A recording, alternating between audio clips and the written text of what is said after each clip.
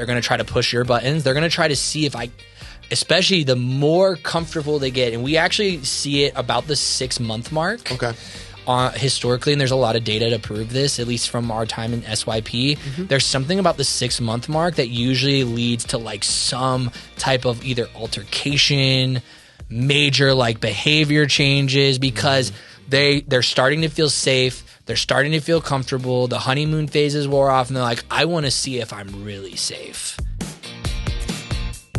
Well, welcome to Family Care Learning. My name is Scott, and I am the training manager here for the Agency for Christian Family Care. And we are so excited to have with us today Justin Story, and he's going to share us a little bit about working with teenagers, and not just teenagers, but teenagers that are in foster care or maybe have had some trauma or some kind of abuse or neglect in their lives. And so we're going to learn a little bit about that today. And so first of all, I'm going to do is just have you tell us a little bit about you and what you do here at CFC and with teenagers. Yeah, I am in the youth permanency division here at CFC. I am a child-specific recruiter and youth advocate. I've been doing that for the last 2 years, and I am a foster parent, and adoptive parent. So I've been doing that for the last, my little girl's going to be 8 this year, or she just turned 8. So I've been doing that for about 8 years. Wow. And then I've been a youth pastor up until I started here for the last 14 years before starting here. So exactly.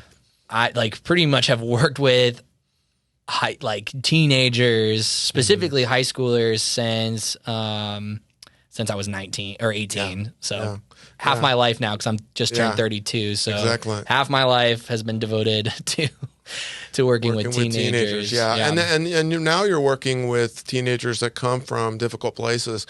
And so, working with teenagers can be rewarding and it can be challenging. I mean, there's rewarding things, obviously. Yeah, but there's really rewarding things. Yeah, exactly. But there are challenging things too. But then now you put in the mix of a child or a teenager that came from a difficult childhood or been abused, neglected, or abandoned. Now we're dealing with a child that's a teenager. Sorry, I keep seeing that. Yeah. But that's dealing with those issues. Yeah. So I want to talk today about maybe some of those challenges. Maybe you can share with us and give us maybe a couple categories or what are some of the challenges that surface to the top for those kind of teenagers? I think one of the biggest challenges as I talk with people about specifically teenagers is obviously trauma. One big issue is trauma, and trauma manifests itself in such weird ways. And we've seen it with our little girl. We're seeing it with our 17-year-old that we have living with us currently that we're trying to help launch into adulthood. Is trauma everything I know about parenting and what I want to do as a parent, because our biological oldest is 12, and obviously I've been a, high school pastor, for forever. And all the advice I would give parents, it almost kind of flips itself on its head when trauma is involved, because everything I want to do doesn't work. Right. With our little girl, taking away privileges, she's I don't care. We literally at one point had her down to, she had in her room, it was like prison. She had a room with nothing in it and a mattress.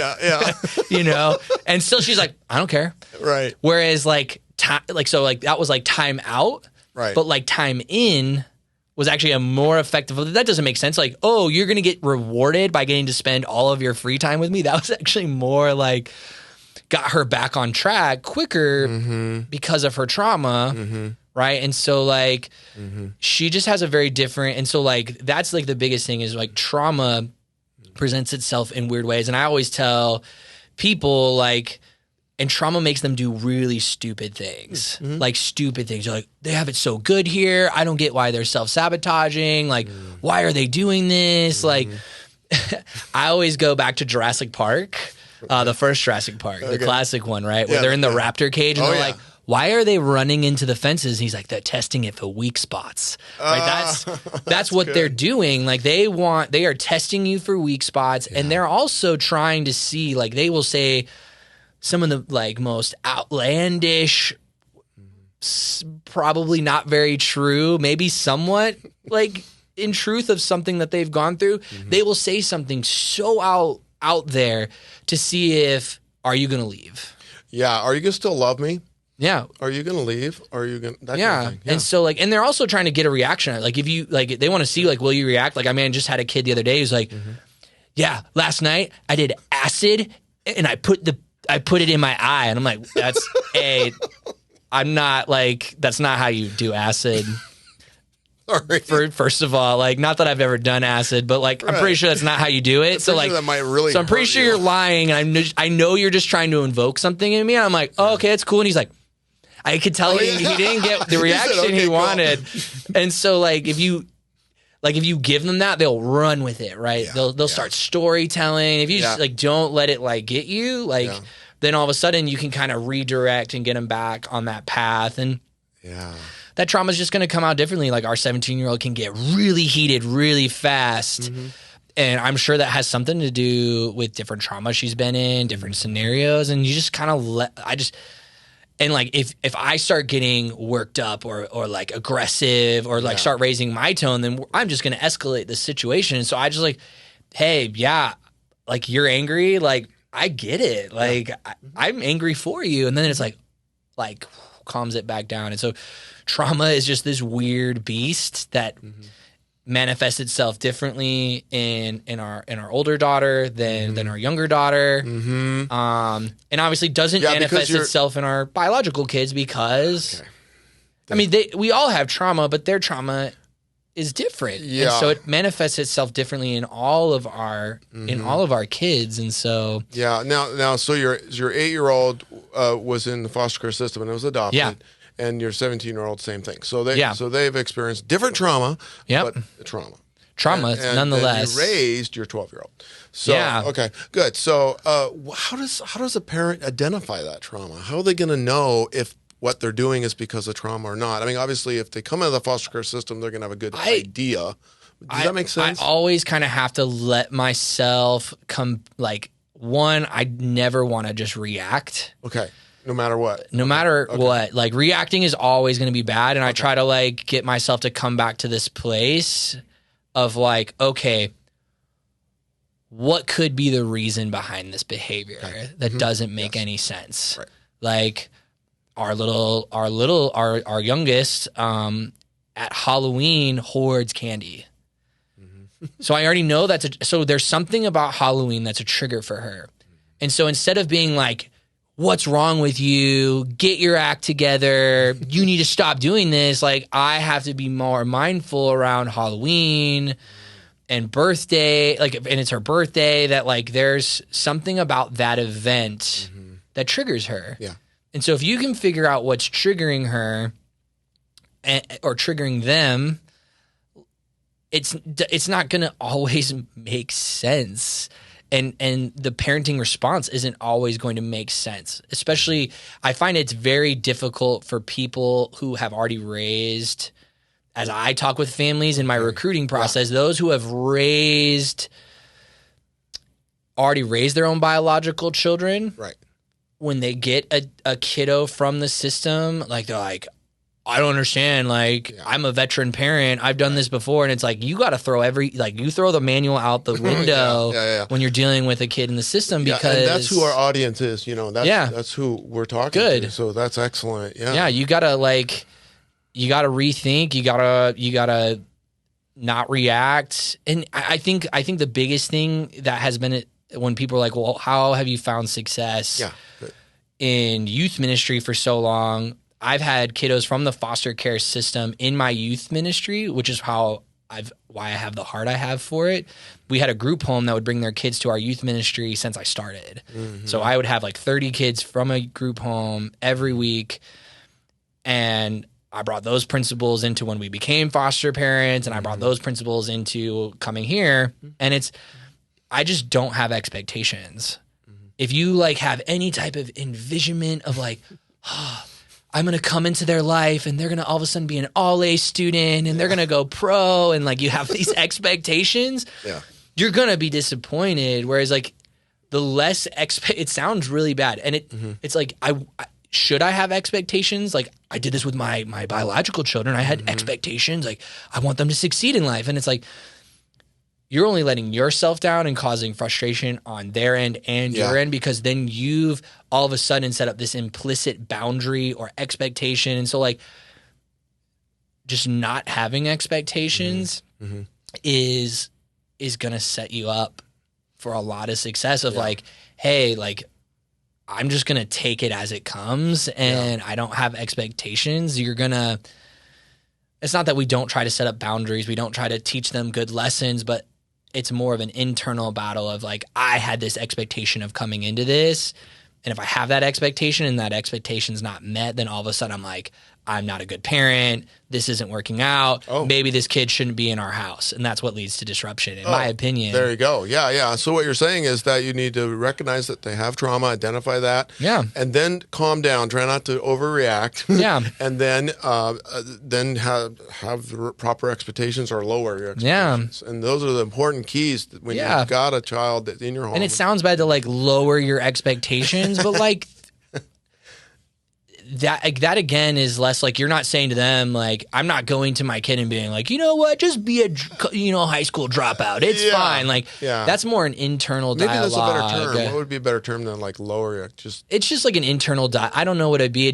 I would just be like, don't have expectations. Like if we believe like, right, especially as Christians, like right, that God is sovereign, my plan and my expectations don't mean anything. That's excellent. Like I'm not like, I think one of the greatest lessons I've learned that I've brought with me is there's this old parable, Chinese parable about a man and his son and a horse, right? First day, horse runs away and the whole village comes up to the old man and says, look at that, bad fortune. Gods must be against you. Well, in our case, let's just say God is against you. Exactly. Right? We do that as Christians, like, look at your life's falling apart. Your foster kid's not being very good. God must be against you. And he goes, how do you know? The next day, the horse comes back with a herd of wild horses, which would have meant a lot of money. Like they're going to train all these horses and sell them. And everyone's like, look at you. You are blessed, highly favored. God is with you. And he goes, how do you know? And then the next day, right, the son is trying to train one of these wild horses and he falls off and he breaks his leg. And they're like, see, bad fortune, bad luck. God's against you. Yeah. You must have done something. You must have sinned last night because God's against you now. And he's like, how do you know? And then the next day, a warlord comes in and says, like, it starts recruiting young men. It's his only son. If he goes off to battle and dies, the family line dies. But because he had broken his leg, he can't go. And everyone's like, look at you. You can't go to war. Blessed, highly favored. And he goes, how do you know? Right? This story is cyclical. It's never going to end. And the concept there is like when we start following Jesus, when we start fostering kiddos in Jesus' name, there are no good days or bad days. There are just surrendered days. And that's what I mean by lowering your expectations is like, you don't know, right? That's the whole parable, the point of the parable of the wheat and the weeds, right? If you study it long enough, you actually learn that there is a type of weed in the part when Jesus is telling the story that until it is fully grown, it looks identical to the wheat. So you're picking stuff out of the garden. And that's his whole concept. Is like you're picking up stuff out of the garden that you don't know if it's good or bad. You're deciding. You're playing God right now by saying this is good and this is bad, and you don't know. So let it grow up. Let it do its full process, and at the end, you can sort out what was good and what was bad. And so, like, we might, by trying to have these expectations, actually subvert the progress that God had intended for them to make by getting a C or struggling through this thing, like, you know. They get a C in a class or they get poor grades. Well, and so what you're saying really is maybe just abandon those expectations. Maybe what you're saying is just surrender them, really. Yeah. Surrender them. Surrender those expectations. I think that's the powerful message there, you know, so So we've talked about the trauma and that's a big issue for teenagers. Yeah. We're developing this online curriculum where we want to try to pull in some experts and share some of these key things with foster adoptive parents. And some of the issues that we're addressing are things related to the internet, social media, some of those areas. And so we're wondering, you know, what would be unique about a foster child coming into the system and then a foster parent dealing with that issue. Yeah. Which every teenager every parent in the world better be on it, right? Yeah. Better be on this. But what about a teenager that's coming out of foster care? What would be different about that? And I think we can't just immediately go, this is bad. Let's just avoid it at all costs. Mm-hmm. We're not going to get our teenager a cell phone or we're not going to let them get on social media. I personally want my kids to have, because I've seen it happen with my friends. I've seen it happen with thousands of students at this point. And even just from my own life, like if you don't have a healthy respect for the world and how evil the world is, like it's going to be super enticing when you're finally free. Yeah. Whereas like when you come into 18, you're like, man, I know the world is a dangerous place and the enemy just wants to steal, kill, and destroy anything that I have.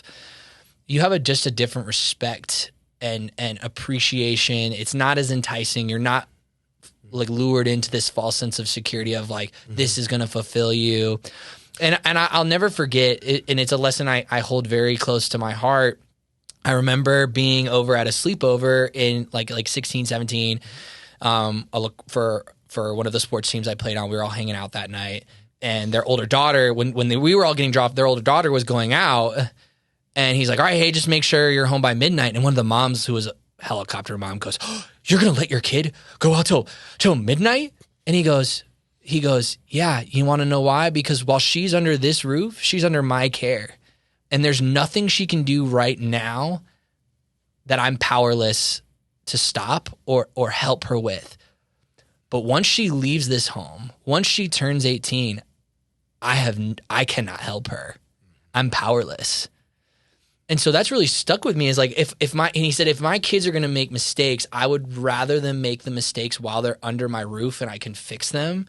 And so like, I think we get so afraid of like letting our kids fail and letting our kids make mistakes, especially our foster kiddos, because like, well, the state might take my license, or the state might, are they going to open up like, no, like let your kid fail. Like, you know, like, They need to, because they've been in group homes where every decision, like not only every decision, I find with most of my kids on my caseload that they're either their team, DCS, or their group home makes every decision for them and dreams every dream for them. So where are they allowed to dream and fail? Where are they allowed to make mistakes, you know, and not have the consequences be huge? Like they need to, you know, be able to make mistakes while I, as the dad, still have power and still have the ability to like teach and coach them through it and coach them through it. Once they leave my house,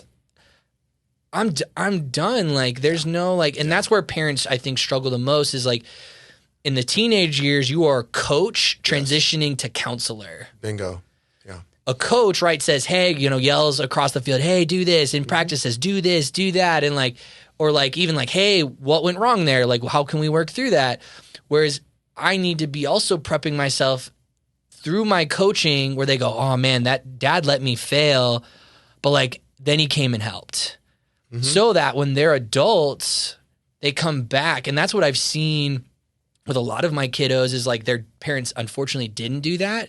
So who's the first person they call now that they're all adults? Well, a lot of my students, they call me still. And I'm like, you know, you could call your parents, right? And they're like, yeah, but like, I trust you. Like, I know you're my safe place to come work this through, because I've earned that right to be counselor. And as parents, we need to be giving them just enough space to earn that right to be counselor.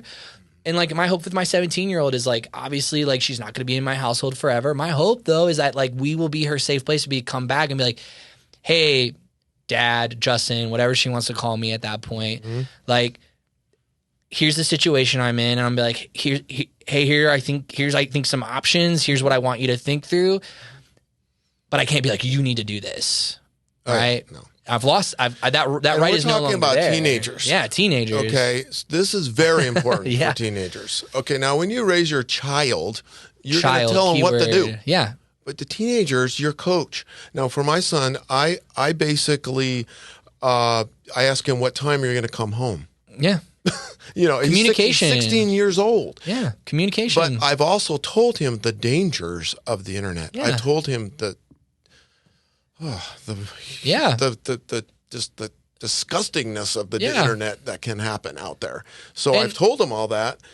Now I'm just going to watch him make his decisions. Yeah, he's got to make decisions. He's got to. I'm a big thing about. Read an amazing book called Extreme Ownership, and that's how I live a lot of my life and a lot of my parenting is like, hey, it's okay to screw up. Just own it when you do. Like, we own it when we do. When I mess up, I'm going to own it. Right? Hey, dad shouldn't have talked like this. Or, hey, I'm trying to model that for them so that they will then in turn model it of just like, hey, just take ownership. We live in such a culture that doesn't want to take ownership for anything. Yeah, and that's an adult thing. And what we're doing as teenagers is we're raising many adults. We're raising young adults. Yeah, I believe. Yeah, I believe we're raising young adults, and so you have to show them that. Yeah, they have to see that adult type response. And we got to model it with our own social media behavior. We have to model it with our own. Yes. Like if we're always on our phone and we're like, but you can't be on the phone at the table.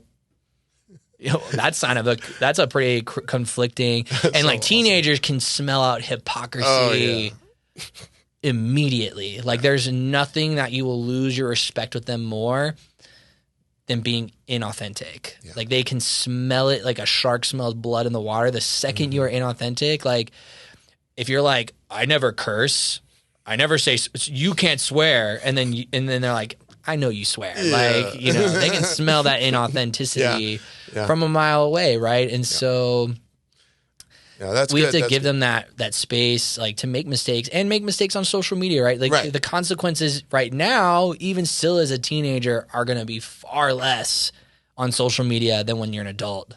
Yeah. Right? Hey, maybe we sent some inappropriate pictures. Right now, you're a minor and you're not going to go to jail for this. Mm-hmm. And I'm monitoring it, or I know we're talking about it. And we're talking about it, we're communicating about it, and we have to leave those lines of communication open and not like ever embarrass them or make them feel like, hey, like just tell me more about that. Yeah. Like, like what do you like?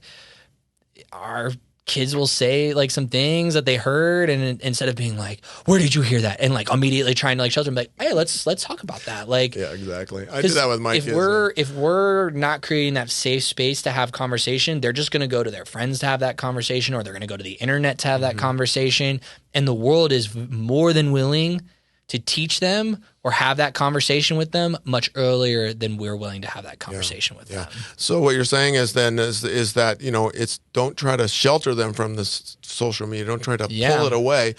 Allow them to experience what they would experience, and then build systems where you can talk about it, or where you can communication is going to be huge, right? If you otherwise, if you don't have that, if you haven't earned that right to have open communication, open and honest communication without shame, without guilt, heaven forbid we as Christians were graceful or gracious in our conversations, then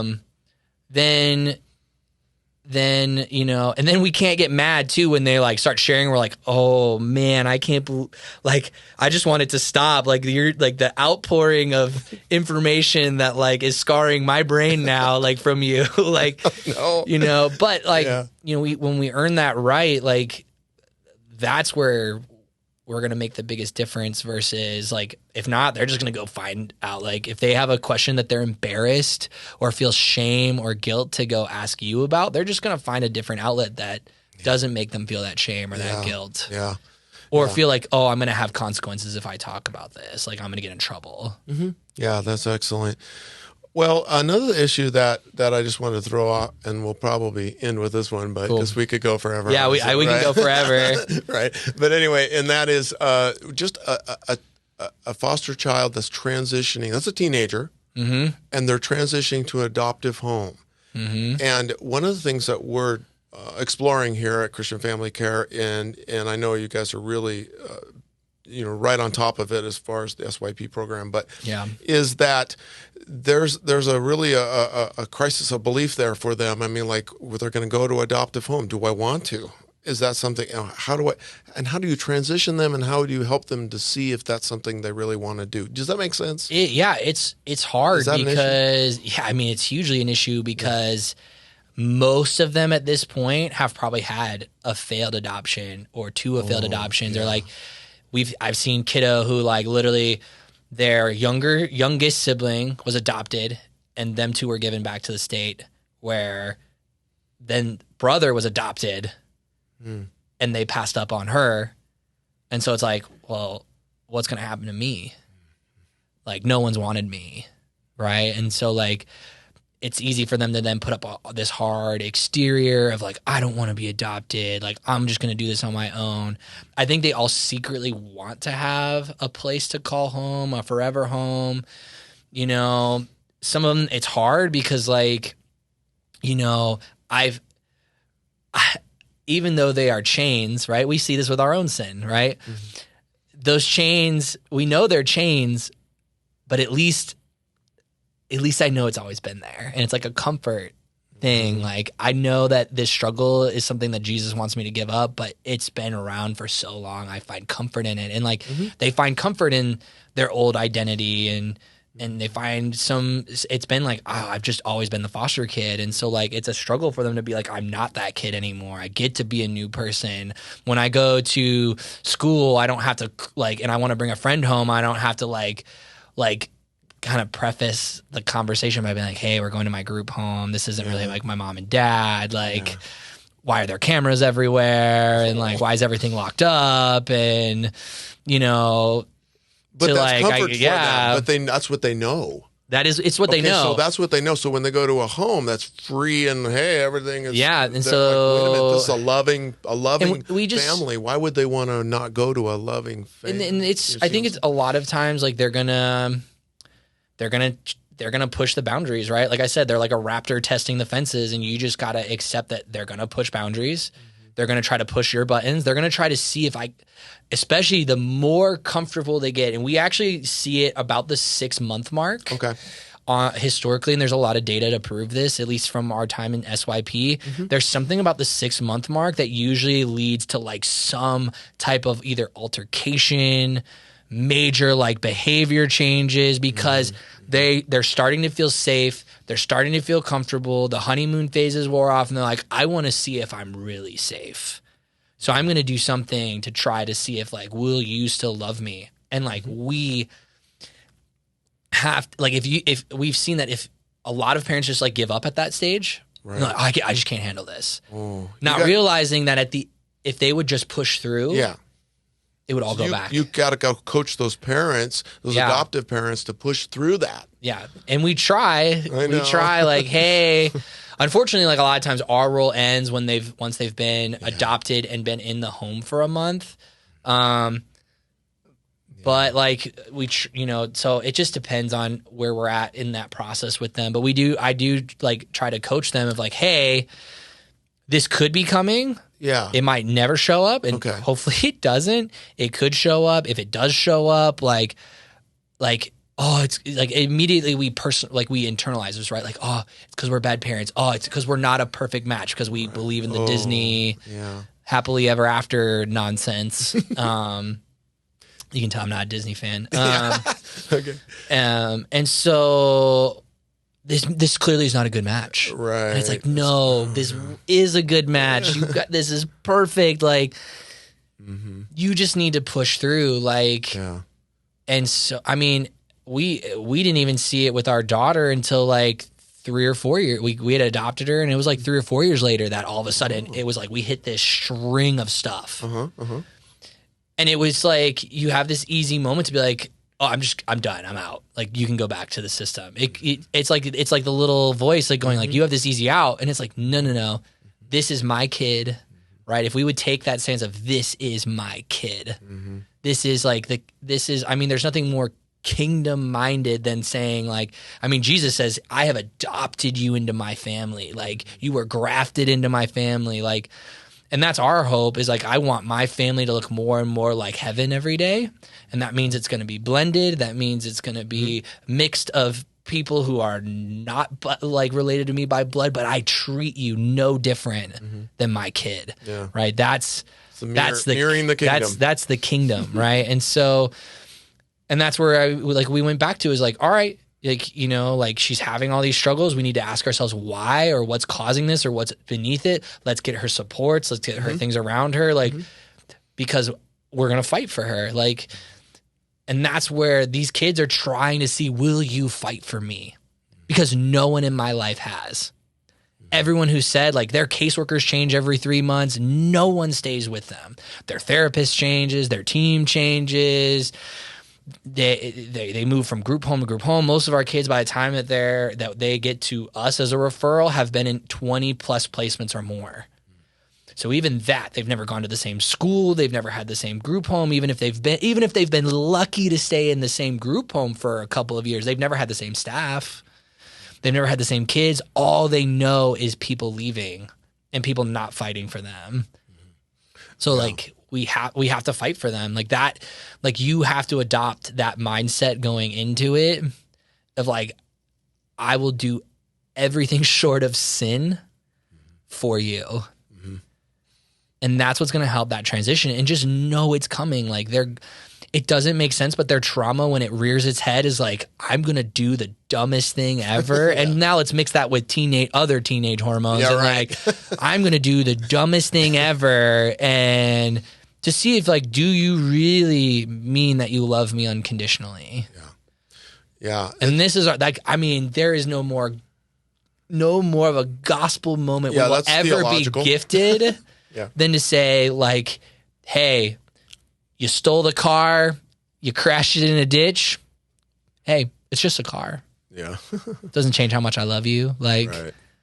Yeah, and that's really, really good advice, because like I say, this is what their adoptive parents are struggling with. This is what they're going to face. Yeah. And knowing that ahead of time so that you can identify when it happens and how to navigate through it. And just ask for help. Like, you know, if That's they're good. through our organization, ask for we help. have resources. We're just so stubborn about asking for help. And a lot of times we internalize and say like, I'm the only one going through this, and not realizing that like, no, you're not. Like, and there's something comforting about that, right? There's something comforting about suffering together, right? It's why like I do CrossFit, because we all suffer together, right? Like there's a comfort in knowing like, hey, I'm not the only one hating this workout right now. Like, and so like, right, there are people that we can connect you with. I love when parents come to me like, oh, life's falling apart. My kids started smoking marijuana. And I'm like, cool. I've had this conversation like 10 times when I was a student pastor. I was like, cool. I've had this conversation with 10 other parents this week. And they're like, really? And I'm like, and there's like that moment of like, almost like relief. Like, and it's like, you're not the only parent I've talked to this week. Yeah, we really try to push small support groups with our with our foster adoptive families, because you got to have that support. You feel like, because I heard that from the field, that they feel like they're the only one. They just really need. It's not even necessarily a support group. Even if we could just like, if I just had someone to call. Right? Like if I like, and when we first became foster parents, like I knew a lot of kids who had been in this system from my previous youth ministry when in Florida before we moved here. And I called them like religiously, like, and was like, hey, like when we adopted our little girl, like, hey, should we, like, I asked my friend who's adopted, he's African-American and his parents are white. Like, and he's like, oh, dude, I wish I had known my whole life that I was adopted. I wish I didn't find out when I was like 8 or 9, when I finally put the pieces together. My parents are white and I'm not. You know, me and my brother aren't, because they were both adopted, him and his biological brother. Like, there's something like, so like I leaned on him for information of like, how am I going to approach this? What things can I try? Like, what pitfalls can I navigate around?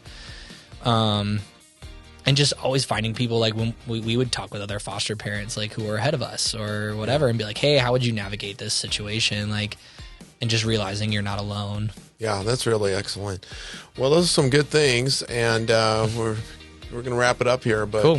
Thank you so much for coming. And also, you know, Christian Family Care has what we call Family Care Learning. It's an online, on-demand resource for foster adoptive parents. They can go, they can take in this training in a learning management system. They can do it anytime. And so we encourage you to check that out. And you can go and look at some of these topics are on there, especially ones with teens. We're launching a two new courses about teens and how to deal with that. So that'll be fun. So definitely check that out. And well, thanks again for coming. Yeah. And Thanks for having me. All right, good deal.